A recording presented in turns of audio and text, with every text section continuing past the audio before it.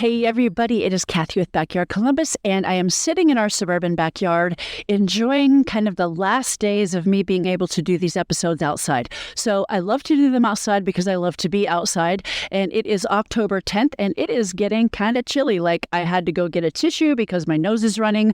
The sun has gone away from where I'm sitting, so I'm sitting in the shade, and I don't even know. It's about 50, and I'm still cold in my little hoodie. But dang it, I am not going in until I finish these episodes, because the next round I'm going to have to do inside. So today's episode is about fall cleanup. This actually isn't a very long episode, but it's just some ideas that I would love to share with you.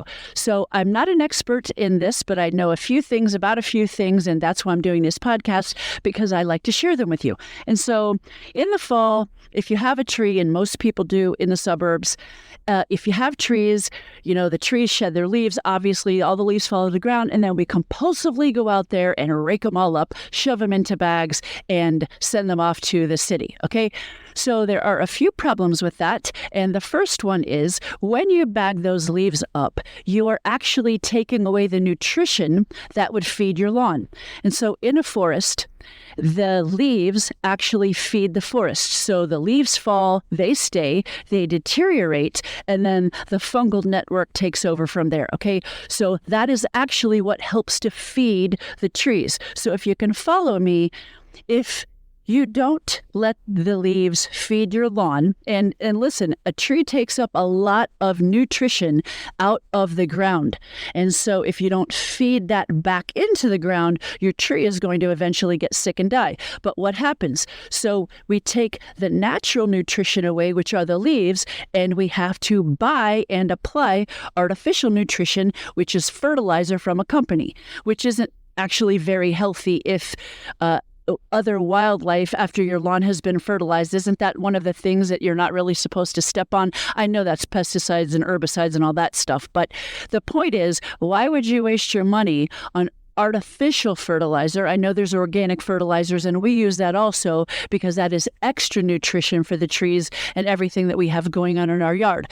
But, I mean, it would be great if you allowed the leaves, and look, maybe not in their entirety, okay, just to lay on the grass, because I get it. You don't want it to look like trash. You don't want a bunch of bare spots until winter hits. So I'm just sharing this with you that you're kind of shooting yourself in the foot, so to speak, when you take all of the nutrition away.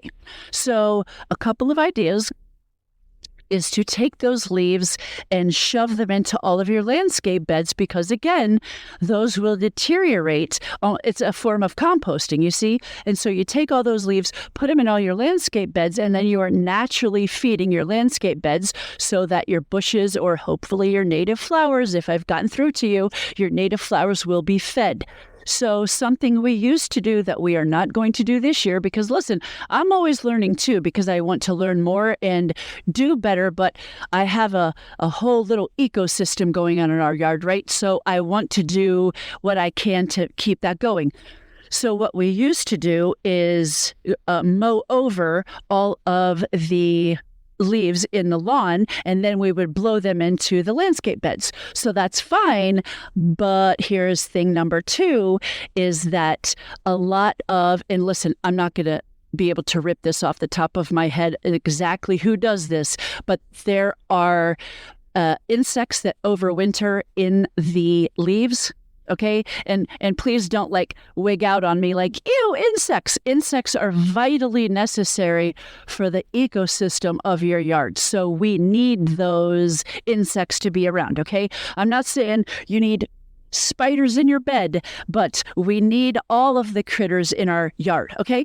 So there are caterpillars that overwinter in their cocoon state, like from a moth, in leaves also. Okay, so if you go through with your lawnmower and you chop up, mulch all of those leaves up, then you've just mulched up the caterpillar in the cocoon.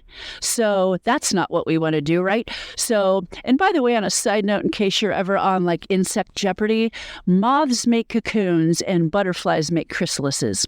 I just decided to add that in because nobody ever gets that right, and I just wanted to pass that along. So, anywho, So I'm not going to do that this year. We are not mulching up our caterpillars that are most certainly in the yard. Okay, in the cocoon state, or any other little critter, any other little insect critter that I want to have a home here. So we will blow all of the leaves into our landscape beds and let them disintegrate like that. Now, listen, off the top of my head, I don't know what to tell you if you have about 52 million leaves in your yard and you have nowhere to put them, then I guess the best you can do is the best you can do. Maybe keep some of them and compost the rest of it, commercially or otherwise. But I'm just saying the best you can do is the best anyone can do, right? So that's number one. So tree leaves, not compulsively getting rid of all of them. You will save money, you'll certainly save time, and it'll be a really good insect deed. Number two, if you have, and I'm not really numbering these because it's probably going to end after this one. So say you have coneflowers, say you have grasses, say you have anything that has a hollow stem. Okay, there are a lot of insects, beneficial insects, that make their homes in those hollow stems over the winter. So there is such a thing called a mason bee, and mason bees are cute little honeybee-looking creatures that are stingless, okay, so they cannot hurt you, and they are the earliest bees that you will see in the spring. So they are pollinating the crocuses, they are pollinating spring ephemerals, and spring ephemerals are early season native flowers that come out only in spring. They last a very short period of time. They die back, and then you will not see them again until the next spring, okay? And so the mason bees are one of the things that pollinate those flowers. But the mason bees do not have a hive. They don't have a nest. They will make their home in all of the little holes in wood.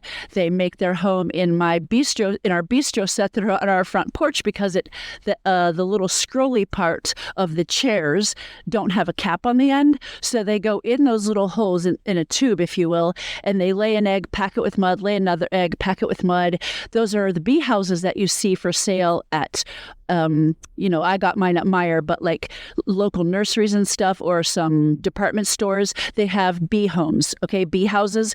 Bees don't need houses. This is more of an educational tool or a curiosity tool. I mean, I use it for an education for me and other people, and I find it very interesting. So they're like bamboo tubes, and the mason bees go in there. And again, like I said, they lay an egg, pack it with mud, and they continue that sequence, and they lay about 5 eggs. Those eggs stay there and pupate or whatever. That's a little outside of my realm of knowledge. I'm sure I just slaughtered that. But the point is, they overwinter, and then they emerge in the spring. And then they do their bee thing in the early spring.